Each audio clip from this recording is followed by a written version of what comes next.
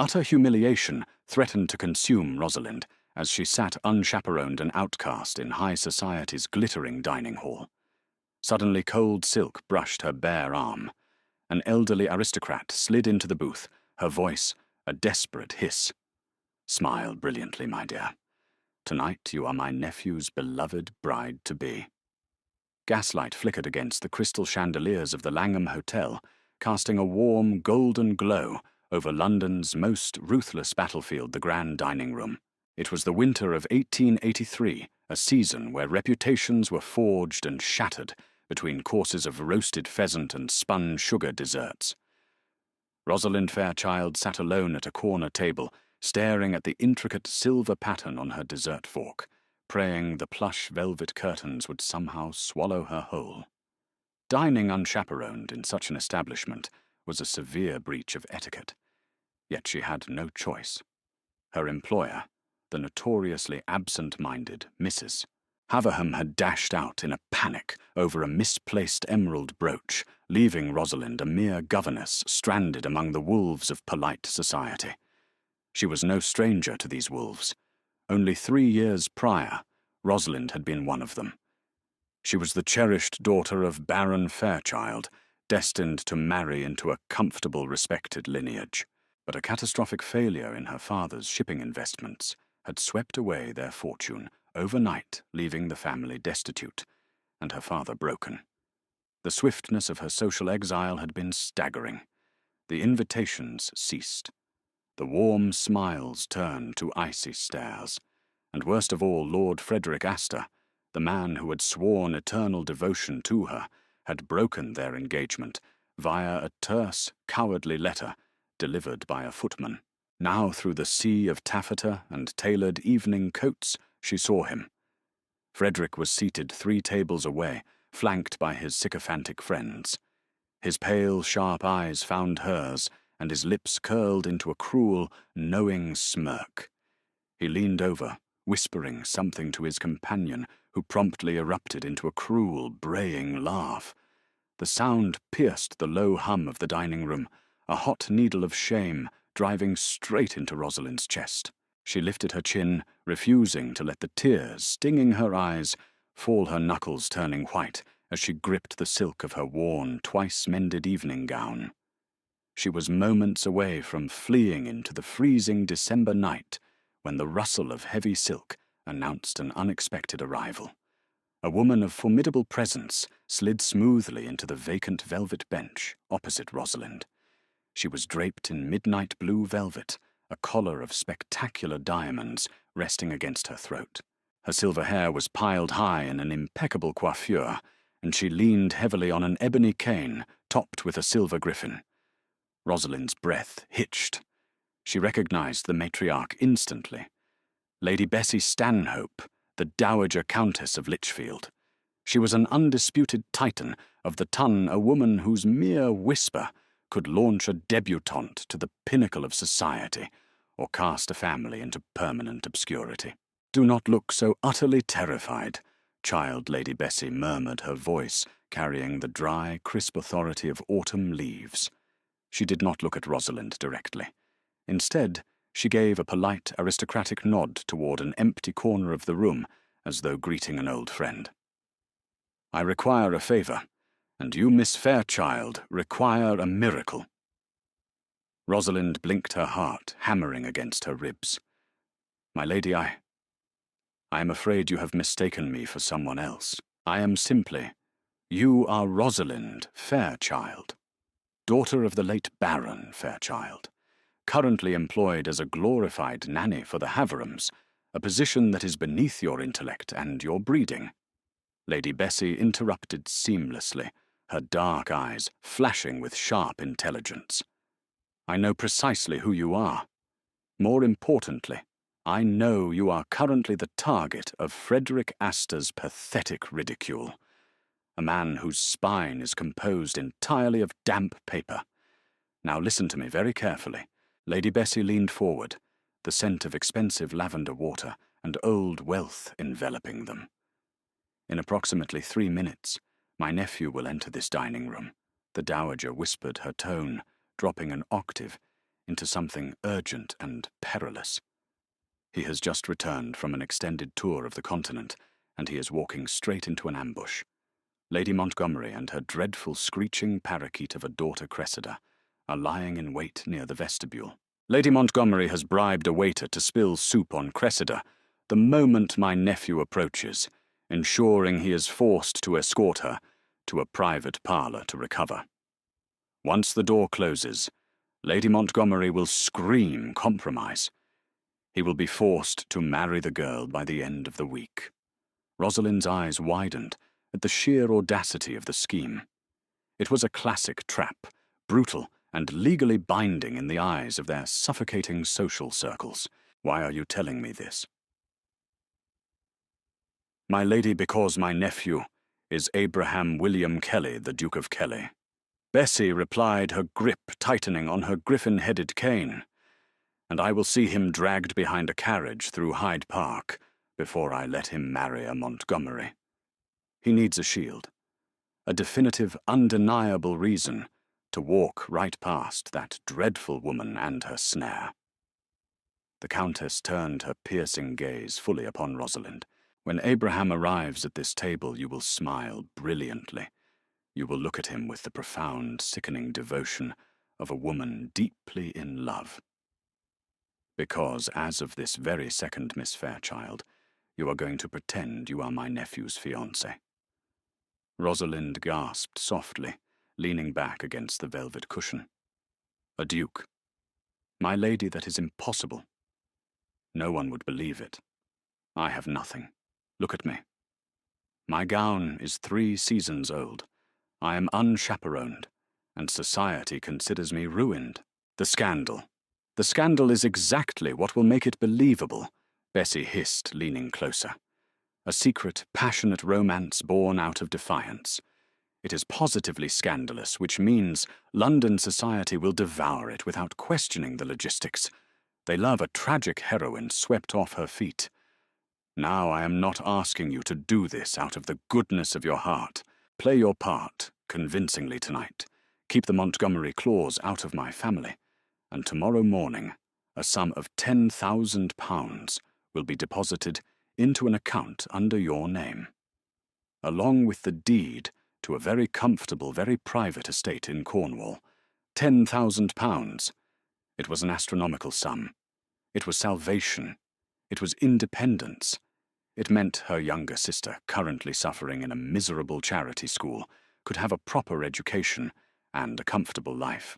It meant Rosalind would never have to endure the sneers of men like Frederick Astor ever again. She glanced across the room. Frederick was still watching her, a cruel smirk playing on his lips, waiting for her to break. A sudden fierce wave of defiance washed over her. "What must I do?" Rosalind asked, her voice steadying. Lady Bessie's lips curved into a sharp, victorious smile. "Excellent, girl. Just follow his lead. And whatever you do, do not let Cressida see you flinch." He appeared at the grand archway of the dining room exactly 3 minutes later, cutting through the crowded floor like a warship parting a calm sea. Abraham William Kelly, the Duke of Kelly, was a man who commanded the very air around him. He possessed the dark, brooding colouring of the Kelly line, thick raven hair perfectly swept back, and eyes the colour of a stormy winter sky. His tailoring was immaculate, a stark charcoal evening coat that emphasized the unnatural breadth of his shoulders and his towering height. But it was his demeanour that caused a ripple of hushed whispers to sweep through the room. "The Ice Duke!" Society called him. He looked endlessly bored, completely unapproachable and undeniably lethal. As he strode toward their table, Rosalind felt a sudden spike of sheer panic. He did not look like a man who would appreciate a spontaneous, fabricated betrothal to a disgraced baron's daughter. "Remember, Bessie," whispered from the side of her mouth, her posture completely relaxed as she sipped her water. Adoring devotion. Abraham reached the table. He barely glanced at Rosalind, at first focusing his intense, stormy gaze entirely on his aunt. "Aunt Bessie, you summoned me with the urgency of a national crisis. I abandoned a perfectly adequate game of billiards. This had better be important. Oh, it is. Abraham, darling. Bessie said, her voice dripping with maternal warmth that was so fake, Rosalind nearly flinched. The dowager gestured grandly toward Rosalind. I am simply delighted you made it in time to join us. You remember your fiancée, Miss Fairchild, do you not? Abraham froze. The silence that stretched between the three of them was absolute, heavy, with the weight of 1,000 unspoken questions. The Duke slowly turned his head, his gaze finally locking onto Rosalind. His eyes swept over her, taking in her outdated mended dress, her pale, terrified face, and the defiant lift of her chin. For a fleeting second, an emotion flashed in his dark eyes. It wasn't anger. It was the sharp, assessing calculation of a master tactician, evaluating a sudden shift on the chessboard. Before he could speak, Lady Bessie kicked him sharply under the table. Lady Montgomery is waiting by the east vestibule, with a bowl of oxtail soup and a compromised daughter. Bessie murmured so quietly, only the three of them could hear. Play along, Abraham, or you will be buying Cressida a diamond ring by breakfast. Abraham's jaw tightened. The muscles in his neck jumped, but the transformation that followed was nothing short of miraculous. The cold, unapproachable Ice Duke vanished. In his place emerged a man, deeply, fiercely enraptured. He stepped forward, bridging the distance between them, and reached out to take Rosalind's trembling, gloveless hand. His skin was warm, his grip firm and anchoring. My apologies, my darling Abraham, said his voice, a rich, dark baritone that sent an involuntary shiver down Rosalind's spine. He bowed low over her hand, brushing his lips against her knuckles. I was detained by tedious men, and their even more tedious politics. I have been counting the seconds until I could see you again. Rosalind's breath caught. He was alarmingly good at this. You are forgiven, Your Grace. Rosalind managed forcing a breathless smile that felt genuine due to sheer adrenaline. She looked up into his eyes, remembering Bessie's instruction. Adoring devotion. She softened her gaze, leaning slightly toward him, as if drawn by a magnetic pull. I was beginning to fear you had forgotten me. Never, he murmured softly, his thumb gently stroking the back of her hand. The intimacy of the gesture was startling. Shall we take a walk through the palm court, my love? The air in here is growing dreadfully stagnant. A splendid idea, Bessie chimed in loudly, drawing the attention of the surrounding tables. Show off your lovely bride, Abraham. Let society see what a lucky man you are. Abraham offered Rosalind his arm. She took it, feeling the solid, dense muscle beneath his finely tailored sleeve. As they turned to walk out of the booth, the entire dining room seemed to fall silent. The whispers began almost instantly, a collective gasp rippling through the elite crowd as they realized the most eligible bachelor in the empire was arm in arm with the ruined daughter of Baron Fairchild. Rosalind kept her head high, matching his long, deliberate strides. You are shaking, Miss Fairchild? Abraham murmured, his lips barely moving, as he kept a brilliant, loving smile plastered on his face. I am terrified, Your Grace, she whispered back, nodding politely to a shocked dowager as they passed. Do not be. I am not angry with you. I assume my aunt threatened, bribed, or blackmailed you into this a bribe. Mostly, Rosalind confessed, surprised by her own honesty. £10,000 and an estate in Cornwall. Abraham let out a low, rough chuckle that sounded genuinely amused. My aunt always did overpay for a quick fix. But considering you just saved me from a lifetime of listening to Cressida Montgomery play the harp, I consider it a bargain. They rounded the corner toward the Palm Court, a lush, glass-ceilinged promenade filled with exotic ferns and string quartets, and there, standing precisely where Bessie had predicted, was the ambush. Lady Montgomery, a woman resembling an overfed pigeon in mauve silk, stood blocking the pathway. Beside her was Cressida, clutching a fan and looking expectant. As Abraham and Rosalind approached, Lady Montgomery's eyes darted between them, her face draining of colour as she registered the intimate way Rosalind clung to the Duke's arm. "Duke Kelly." Lady Montgomery gasped, entirely abandoning her script. "Who? What is the meaning of this?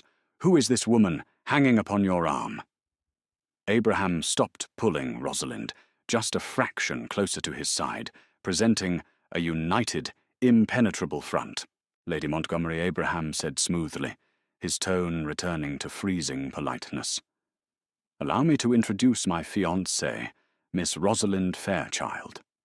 We prefer to keep our private affairs out of the scandalous rags, but as we are among friends, we decided tonight was the perfect evening to celebrate our impending union."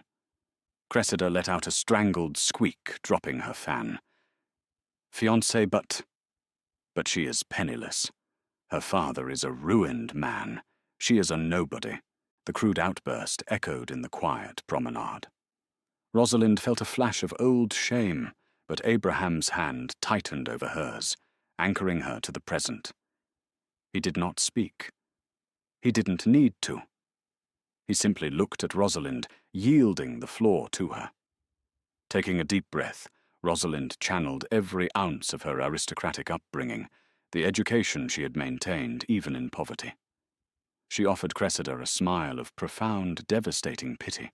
"Wealth can be lost in a day, Miss Montgomery, as my family unfortunately learned," Rosalind said, her voice crystalline, carrying perfectly over the polite hum of the room.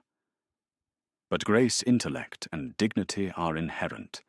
They cannot be bought, nor can they be stolen. And they certainly cannot be fabricated by splashing soup on a gentleman in a hallway." Lady Montgomery gasped, taking a step back as if physically struck. The nearby patrons, who had been eavesdropping mercilessly, let out a collective hushed murmur of shock and amusement. "Come, darling," Abraham said, looking down at Rosalind with a gaze so filled with fabricated pride it made her heart skip a beat. "We have champagne to drink." As they swept past the sputtering Montgomerys, Rosalind caught movement from the corner of her eye. Lord Frederick Astor had followed them into the promenade. He stood frozen by a potted palm, staring at Rosalind with an expression of absolute horror and dawning realization. The woman he had discarded like trash was now holding the arm of the most powerful peer in the realm. The karma had only just begun to circle back, and as Rosalind met Frederick's eyes, she didn't look away. She smiled sharp and victorious before turning her face back to the Duke. "That was magnificent," Abraham murmured, as they reached the sanctuary of the far balcony, hidden behind a cascade of orchids. He let go of her arm, but the heat of his touch remained. He looked at her, really looked at her, his storm-grey eyes stripping away the layers of her ruined reputation to see the fierce, unbroken woman beneath. "Who exactly are you, Miss Fairchild? I am your fiancé, your grace," she replied softly, the lines between reality and charade already beginning to blur, at least for tonight.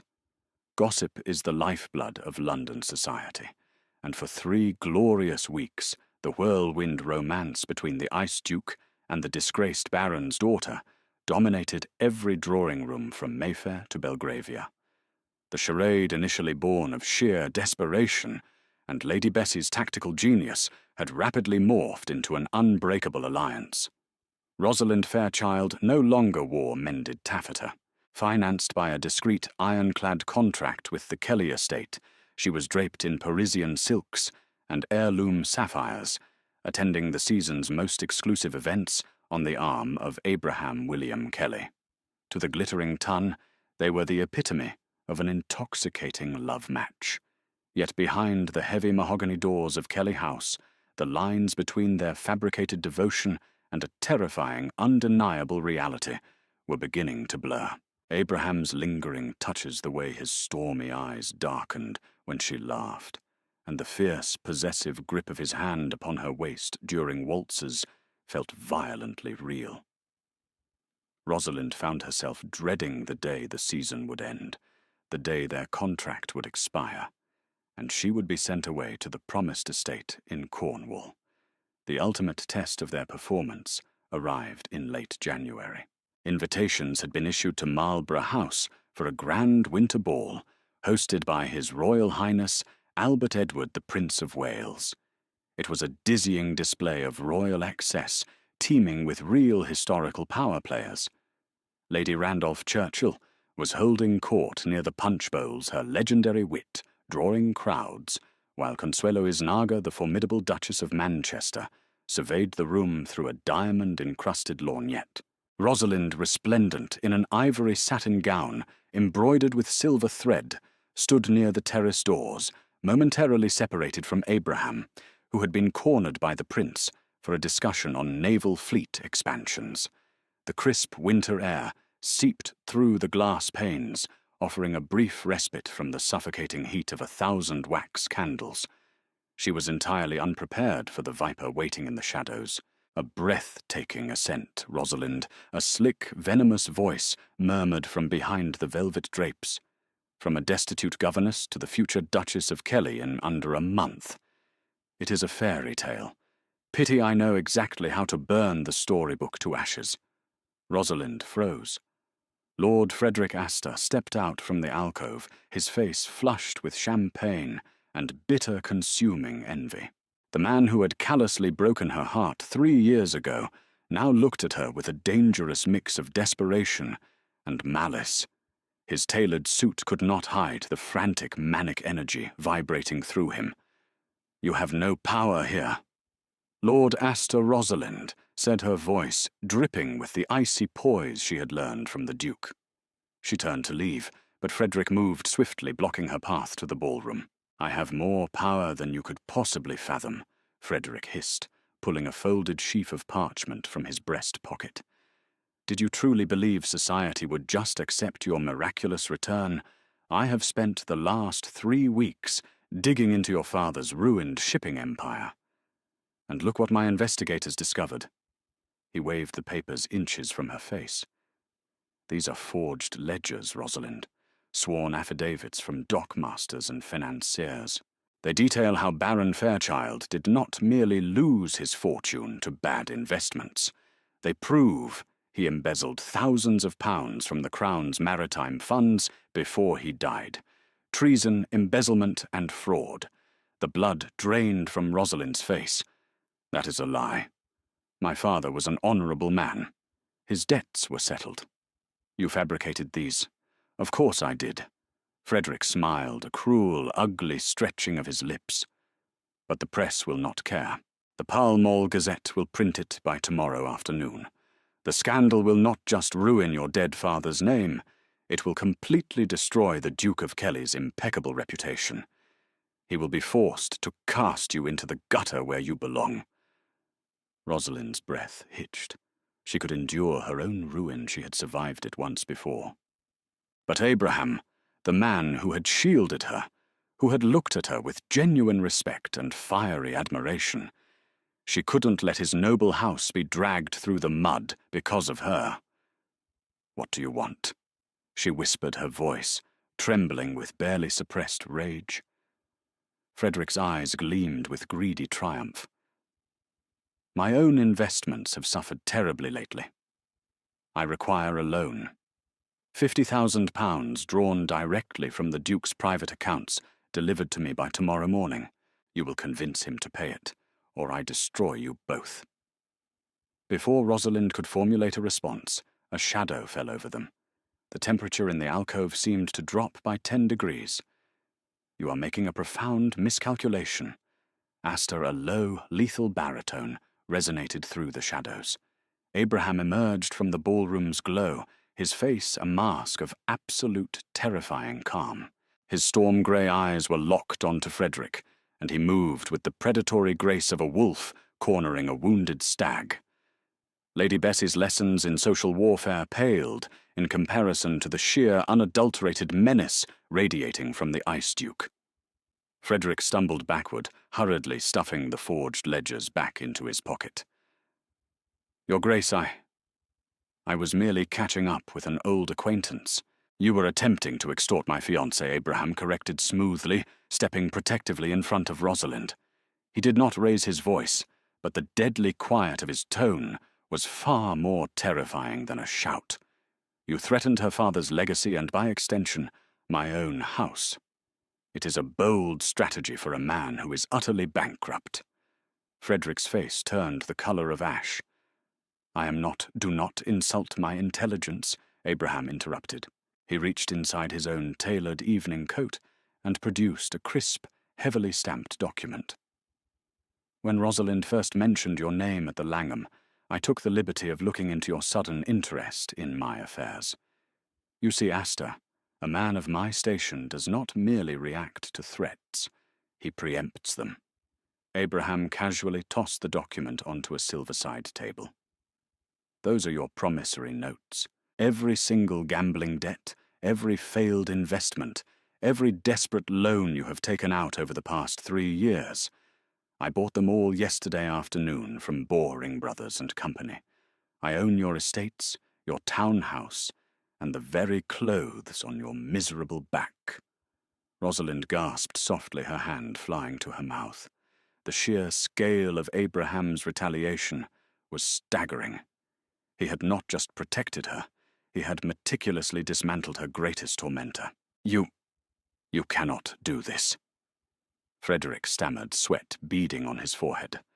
The forged ledgers in his pocket were suddenly worthless. A bankrupt man peddling rumours against the most powerful peer in England would be laughed out of Fleet Street. I already have, Abraham said, his voice laced with freezing finality. If you ever speak to Rosalind again, if you ever so much as look in her direction, or if a single whisper of her father's name reaches the press, I will call in every debt immediately.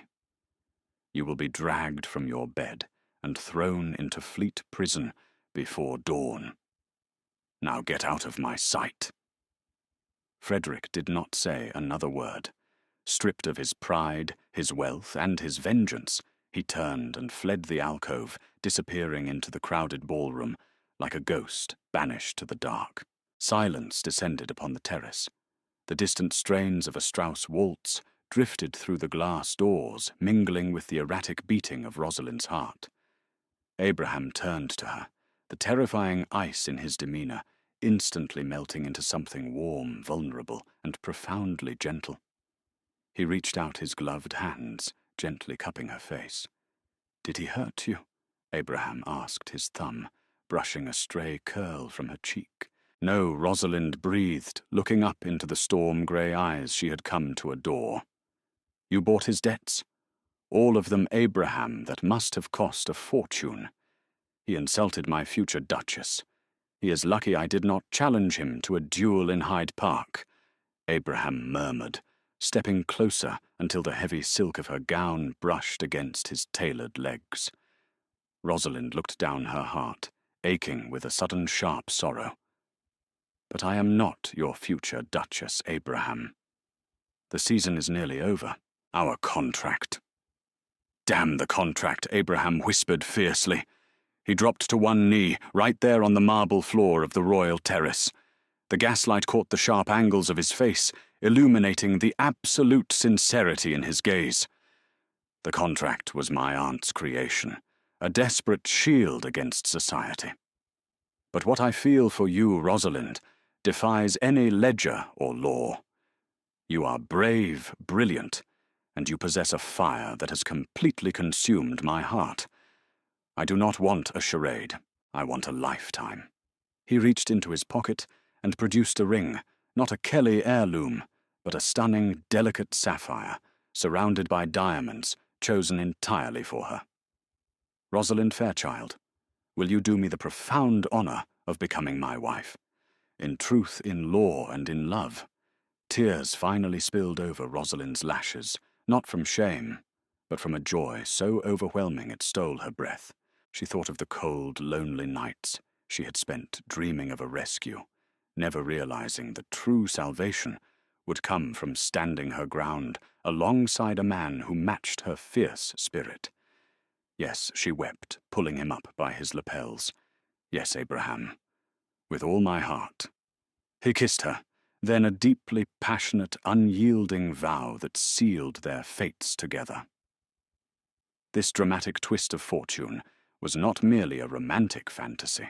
According to the private archived diaries of Lady Mary June Baroness St. Helier, a renowned socialite and chronicler of late 19th century elite scandals, the sudden union between the formidable Duke of Kelly and the ruined Baron's daughter became the most fiercely defended and celebrated love match of the Victorian era. Frederick Astor was quietly exiled to the continent to escape his crushing debts, forever haunted by the staggering karma of the woman he discarded, who ultimately rose to become the undisputed Queen of London society. Did you love this incredible journey from a disgraced outcast to a powerful Duchess Karma? Truly never misses an address. If Rosalind's fierce resilience and the Ice Duke's ultimate revenge kept you on the edge of your seat, smash that like button. Share this video with a friend who loves a satisfying historical payback story, and don't forget to subscribe to our channel for more thrilling tales of romance, royal scandals, and real-life historical drama. See you next time.